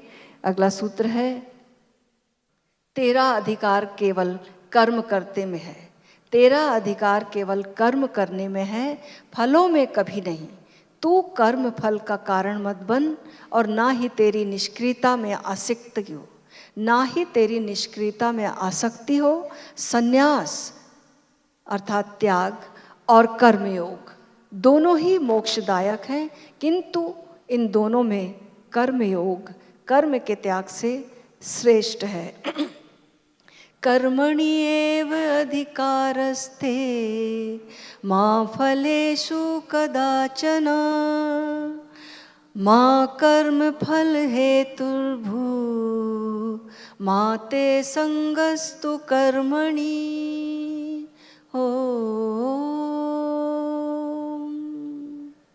आश्चर्य होता है भगवान श्री कृष्ण के वचन, ओशो के वचन कितने समान हैं। कृष्ण कह रहे हैं अर्जुन, संन्यास अर्थात त्याग के द्वारा भी लोगों ने ब्रह्म को पाया है और कुछ लोगों ने कर्म योग के माध्यम से भी, किंतु श्रेष्ठ जो है वह कर्म योग के द्वारा है। त्याग को श्रेष्ठ नहीं कहा है। भगवान कृष्ण ने स्वयं भी त्याग नहीं किया है, खूब स्मरण रखिएगा। उपनिषद के कालीन ऋषि, वैदिक ऋषि त्यागी नहीं थे। अपना सामान्य जीवन पूरी तरह भोग पूर्वक जीते थे, आनंद से जीते थे। कृष्ण ने बिल्कुल सुस्पष्ट कर दिया कि दोनों मार्ग हैं। मैं मानता हूं कि त्याग के द्वारा भी कुछ लोग ब्रह्म को प्राप्त होते हैं, लेकिन मेरी दृष्टि में वो श्रेष्ठ नहीं है। और भगवान कृष्ण का जीवन स्वयं इसका उदाहरण है। उनकी दृष्टि में कर्मयोगी श्रेष्ठ है, किंतु एक शर्त उन्होंने जोड़ी है, फलाकांक्षा रहित कर्म। हम जो कर्म करते हैं उसका टारगेट, उसका लक्ष्य भविष्य में कहीं होता है, जिसको पाने के लिए हम दौड़ रहे हैं अथवा कुछ कर रहे हैं। भगवान कृष्ण कह रहे हैं जब तू कर्म कर तो यह वर्तमान का क्षण ही सब कुछ हो। ओशो जिसे कहते हैं बी हियर एंड नाउ, अभी और यहीं। एक उदाहरण से समझें, एक गाय को कोई व्यक्ति रस्सी में बांध के उसके गले में फंदा डाल के घसीटते हुए ले जा रहा है, दूसरा व्यक्ति उसको पीछे से चाबुक लगा रहा है, तब गाय चल रही है।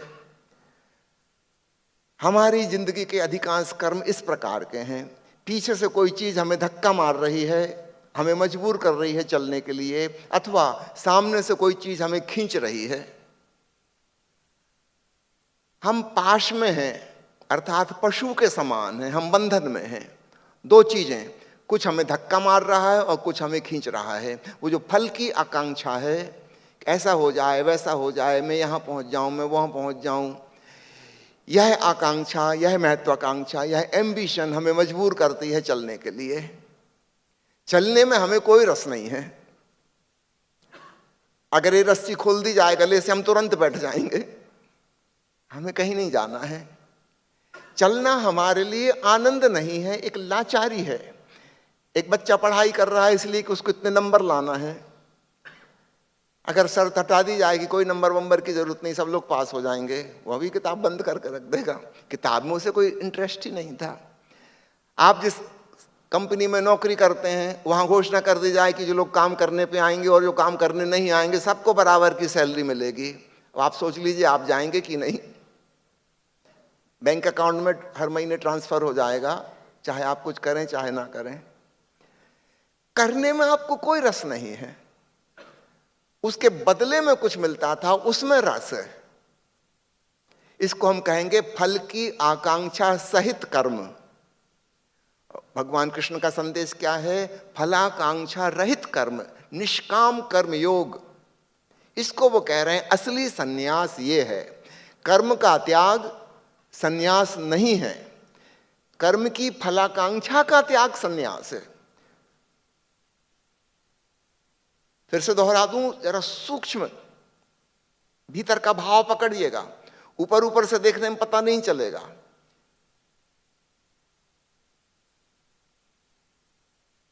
कर्म का त्याग सन्यास नहीं है,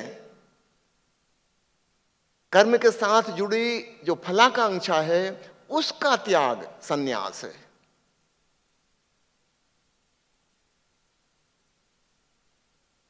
ओशो के साथ लाखों लाखों लोग सन्यासी हो गए।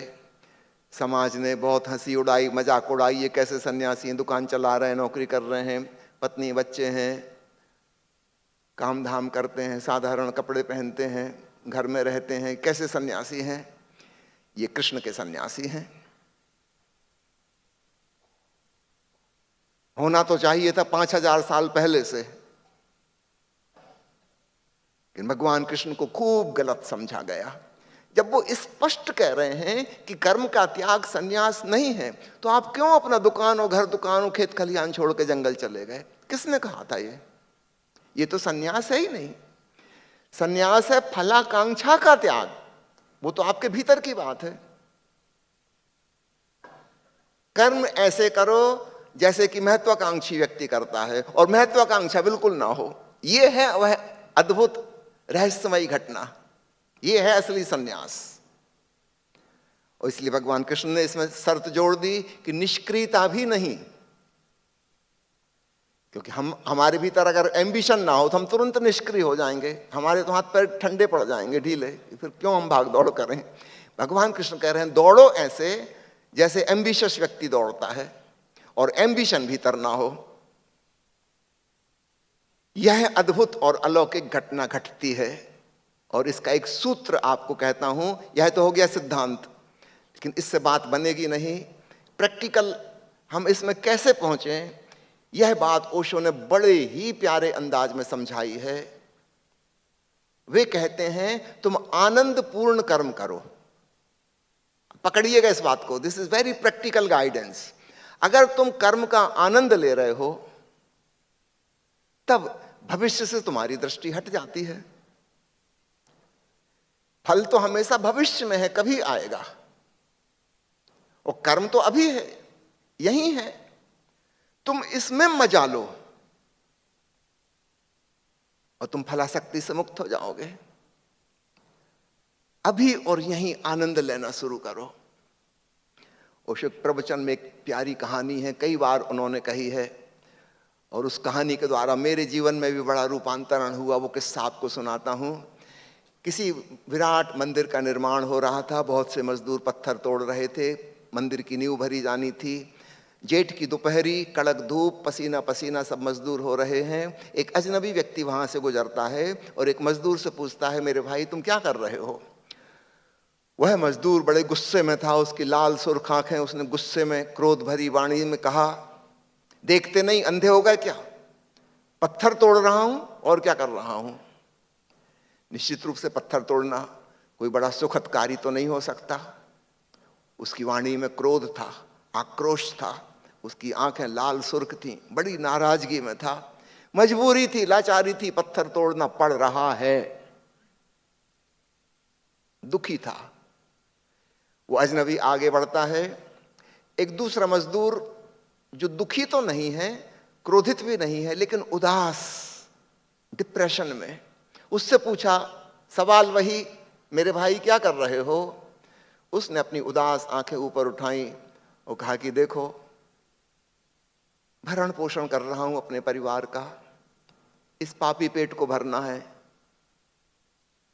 निश्चित रूप से अकेला पेट भरना कोई उत्साह और उमंग का कार्य तो नहीं हो सकता, क्योंकि पेट भरने का काम तो पशु पंक्षी भी कर लेते हैं, मक्खी मच्छर भी कर लेते हैं, और तो और पेड़ पौधे जो चल फिर नहीं सकते, आखिर तो उनका भी पेट भर ही जाता है। तो अगर हम केवल आजीविका ही कमा रहे हैं, यही हमारा जीवन है, तो उदासी बिल्कुल स्वाभाविक है। ये कोई खास बात तो नहीं हुई, भरण पोषण कर रहे हैं। उदासी स्वाभाविक थी। वह अजनबी व्यक्ति आगे बढ़ता है और एक मजदूर जो भजन गुनगुना रहा है और बड़ा प्रसन्न नजर आ रहा है, उससे पूछता है कि बंधु क्या कर रहे हो?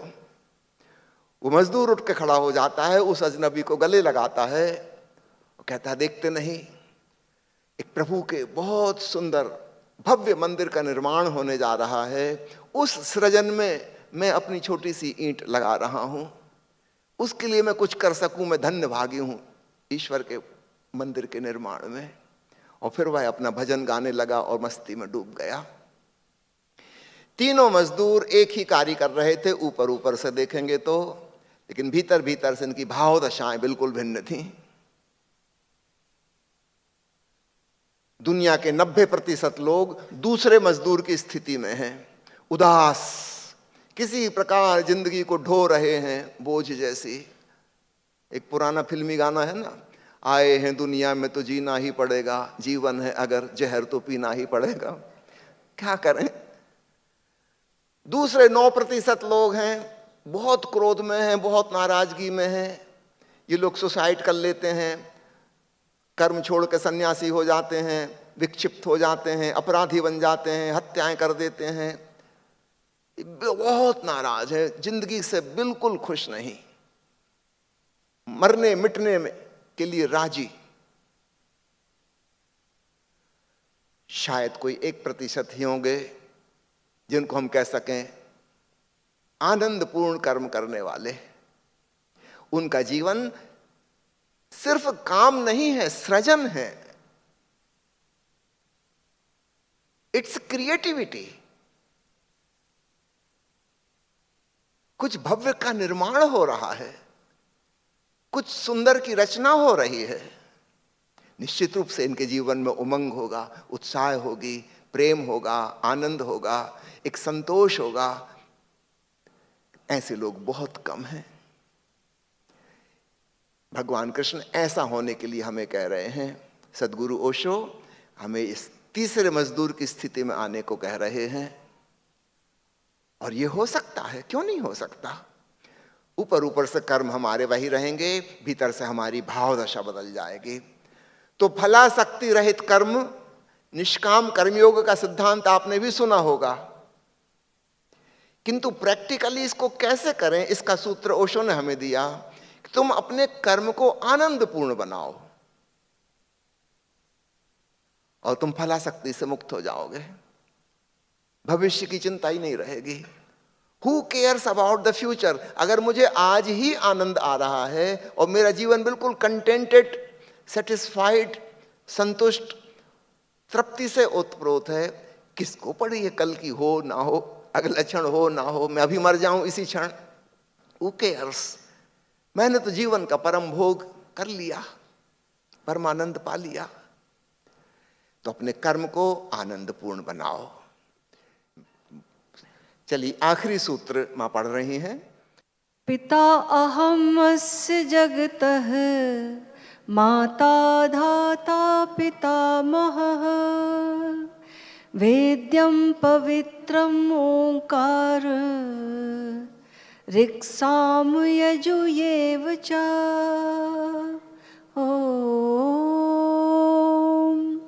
मैं ही इस संपूर्ण जगत का धाता अर्थात धारण करने वाला, पिता, माता और पितामह हूँ, और जानने योग्य पवित्र ओंकार तथा ऋग्वेद, सामवेद और यजुर्वेद मैं ही हूँ। बहुत अद्भुत सूत्र। एक बार मेरे बड़े भाई स्वामी निकलंक भारती जी जो अभी मंच पर आए थे, ये वहाँ सोनीपत आए हुए थे हमारे मेहमान बनकर, और इन्होंने मुझसे कहा कि ओशो ने किसी प्रवचन में कहा है कि मैं जो मंदिर बना रहा हूँ इसके कुछ स्तंभ, पिलर्स, जरा वो खोजो। तो खोजबीन की गई ओशो साहित्य में और वह अद्भुत प्रवचन मिला। मैं उसका उल्लेख इसलिए कर रहा हूं क्योंकि यह सूत्र उसी का एक हिस्सा है। किसी मित्र ने ओशो से पूछा था कि 21 मार्च आपका बोधि दिवस इंग्लैंड में हम लोग मनाने जा रहे हैं, कोई हजारों सन्यासी वहां एकत्रित होंगे, कृपया उनके लिए कोई संदेश आप हमें दीजिए ताकि हम सब मित्रों को वहां बता सकें। ओशो ने उस प्रवचन के इस प्रश्न का उत्तर देते हुए कहा कि मैं अध्यात्म का जो मंदिर निर्मित कर रहा हूं इसके 4 स्तंभ हैं। पहला जीवन का सम्मान, रिवरेंस फॉर लाइफ। दूसरा ध्यान, मेडिटेशन अर्थात होश। तीसरा प्रेम, लविंगनेस, सद्भावना। और चौथा तुरिया। और तुरिया को समझाते हुए उन्होंने कहा ओंकार की ध्वनि, अनाहत नाद, वह ब्रह्मनाद है जो तुम्हारे भीतर बाहर सर्वत्र गूंज रहा है। भगवान कृष्ण उसी तरफ इशारा करते हैं। वे कहते हैं, हे अर्जुन, मैं ही इस संपूर्ण जगत का धाता अर्थात धारण करने वाला हूं, माता हूं, पिता हूं, पितामह हूं, और जानने योग्य पवित्र ओंकार तथा 4 वेद भी मैं ही हूं। भगवान कृष्ण स्वयं को क्या कह रहे हैं? ओंकार। सारा अतीत में हूं, माता पिता पितामह, पूरे जगत को धारण करने वाला, ये तो हो गया अतीत। अर्थात परमात्मा पहले भी था, अभी भी है और आगे भी वही होगा। और भगवान कृष्ण फिर भविष्य गिना रहे हैं कि जानने योग्य, एक आध्यात्मिक साधक के लिए जानने योग्य क्या है,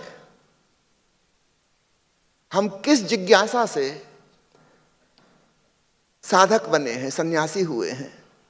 कृष्ण कहते हैं जानने योग्य पवित्र ओंकार भी मैं ही हूं। बड़ी से बड़ी घटना जो भविष्य में घट सकती है हमारी जिंदगी में, वो है ओंकार का ज्ञान, अर्थात परमात्मा का ज्ञान, परब्रह्म का ज्ञान। इसके आगे कुछ और नहीं है। तो ओशो ने अपने 4 मंदिर के स्तंभों में इसको चौथा गिनाया है, और भगवान कृष्ण ने भी इसकी महिमा को खूब खूब मंडित किया है। उन्होंने स्वयं को नाद ब्रह्म ही बताया है। ऐसा केवल इस श्लोक में नहीं, अन्य बहुत से श्लोकों में भी यही बात आती है। ओम तत्सत, अर्थात वह ओंकार की ध्वनि, तत्सत वही परम सत्य है, वही मैं हूं। यहां पर कृष्ण सिर्फ अपने व्यक्तिवाची रूप के लिए नहीं कह रहे, बल्कि परमात्मा की तरफ से उद्घोष कर रहे हैं। तो इसको कृष्ण की घोषणा नहीं समझना कि मैं ओंकार हूं, परमात्मा की तरफ से कह रहे हैं मैं ओंकार हूं। कृष्ण के भीतर तो कोई अहंकार है नहीं, तो जब वे मैं शब्द का इस्तेमाल करते हैं वहां व्यक्तिवाची मत लेना। वो जो रथ चला रहे हैं सारथी बनकर अर्जुन का, वो वाले कृष्ण नहीं, वो जो भागवत स्वरूप परमात्मा मय चैतन्य है उनके भीतर, उसकी बात कर रहे हैं, वह ओंकार है। जानने योग्य पवित्र ओंकार। अगर इस जगत में कुछ भी पवित्र है, पावन है, जानने योग्य है, तो वह वही है। कहा कि चारों वेद वे भी उसी में आ जाते हैं। सच पूछो तो जितने भी अध्यात्म के शास्त्र हैं वे उन्होंने लिखे हैं, उन्होंने कहे हैं जिन्होंने भीतर उस शून्य के संगीत को सुना। मौन से उपजे वचन हैं वे, और इसलिए उन वचनों में यह शक्ति है कि उन्हें समझने वाला, सुनने वाला पुनः मौन में उतर जाए। शून्य से आए वे शब्द हमें पुनः शून्य की तरफ ले जा सकते हैं। जानने योग्य पवित्र ओंकार। प्यारे मित्रों, सोनीपत में श्री रजनीश ध्यान मंदिर में हर महीने 2 सप्ताह ध्यान साधना होती है, जिसका लक्ष्य ओंकार साधना है, नाद ब्रह्म के श्रवण में डूबना है, ताकि हम भी भगवान कृष्ण के संग, सदगुरु ओशो के संग एकात्म हो जाएं, लीन हो जाएं, हम खो जाएं, बस वे ही रह जाएं। यहां मुझे याद आता है पतंजलि योग सूत्र पर प्रवचन देते हुए 15वें प्रवचन में ओशो ने समझाया, पतंजलि का सूत्र है वह, कि जब कोई सदगुरु अपनी देह त्याग देता है तो वह ओंकारमय हो जाता है, वो अस्तित्व के संगीत के संग एक हो जाता है। और फिर अगले सूत्र में आता है योग शास्त्र में कि अपने विदेही सदगुरु से जुड़ने के लिए शिष्य को जो साधना करनी चाहिए वह है ओम में डुबकी। इस सूत्र को ओशो ने बहुत विस्तार से समझाया। जब तक कोई सदगुरु मनुष्य की काया में जीवित है, ऐसे समझना ऊपर ऊपर से देह का यह वस्त्र उसने धारण किया है वह ओंकार स्वरूप परमात्मा अभी भी भीतर से। लेकिन जब यह ऊपर का आवरण गिर जाएगा, वह देह त्याग देगा, तब उसके भीतर का ब्रह्म विराट ब्रह्म के साथ एकात्म हो जाएगा, वह स्वयं ओंकार स्वरूप ब्रह्म हो जाएगा। और तब उससे जुड़ने के लिए जो साधना हमें करनी चाहिए वह है ओंकार की साधना। सदगुरु ओशो ने विदा लेने के पूर्व एक विशेष ध्यान विधि निर्मित की। शाम के समय वे आते थे, संगीत बजता था, फिर भी मौन बैठ जाते और सब लोग मौन बैठ जाते। फिर ओशो इशारा करते थे संगीतकारों को, बीच बीच में संगीत बजता, फिर उनके इशारे पे बंद हो जाता। ऐसा 3-4 बार पुनरावृत्ति होती, फिर संगीत बजता, फिर मौन सन्नाटा कुछ मिनट का। पहले हमने नाच कर, गाकर, उत्सव मनाकर, कीर्तन करके अपनी ऊर्जा को जगा लिया, अब हम सो नहीं सकते, और फिर बैठ गए निष्क्रिय होके। फिर बाहर का संगीत बज रहा है मधुर मधुर, हमारी सारी ऊर्जा जो कीर्तन करके जाग गई थी वह हमारे कानों में आ गई, एकाग्र हो गए हम सुनने में, और अचानक वह संगीत बंद हो गया और हम सुनने के लिए उत्सुक और आतुर थे। अब क्या होगा? स्वाभाविक रूप से इस अस्तित्व में गूंज रहे उस सूक्ष्म संगीत को हम सुन पाने में सक्षम हो जाएंगे। फिर बाहर का संगीत बजेगा 2 मिनट, वो हमें फिर जगा देगा, चौंका देगा, हम पुनः जागृत होकर, संवेदनशील होकर बैठ गए, और फिर वो संगीत बंद हो गया। अब भीतर का संगीत, अंतर संगीत सुनो। तो ओशो ने हमें जो आखिरी ध्यान विधि दी है, क्लाइमैक्स ऑफ मेडिटेशन टेक्निक, वो बड़ी सरल और सिंपल है। नाच लो, गा लो, प्रसन्न हो जाओ, उत्सव मना लो, ऊर्जा से भर जाओ, be energetic so you can remain aware, don't go to sleep. और उसके बाद शांत बैठकर संगीत को सुनो, मौन को सुनो। तो ओशो ने देह त्यागने के पूर्व यह विधि हम शिष्यों को दी, ताकि हम बाद में भी उनसे इसी विधि जुड़ सकें। ओशो का समझो इशारा, सुनो सब ओंकारा। ओशो का समझो इशारा, सुनो सब ओंकारा। गुरुवर ने भवजल से तारा, सुनो सब ओंकारा। ओशो का समझो इशारा।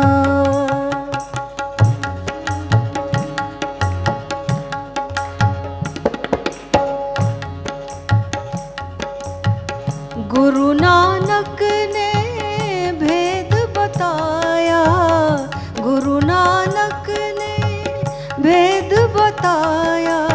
छेड़ छेड़ एक तारा, सुनो सब ओंकारा। गुरुवर ने भवजल से तारा। श्री कृष्ण गीता में बोले, श्री कृष्ण गीता में बोले। ओम है रूप हमारा, सुनो सब ओंकारा।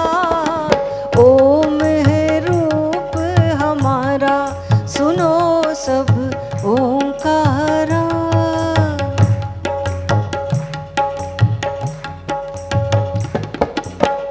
बाइबल में जीसस ने बताया, बाइबल में जीसस ने बताया। शब्द से सृष्टि की धारा, सुनो सब ओंकारा।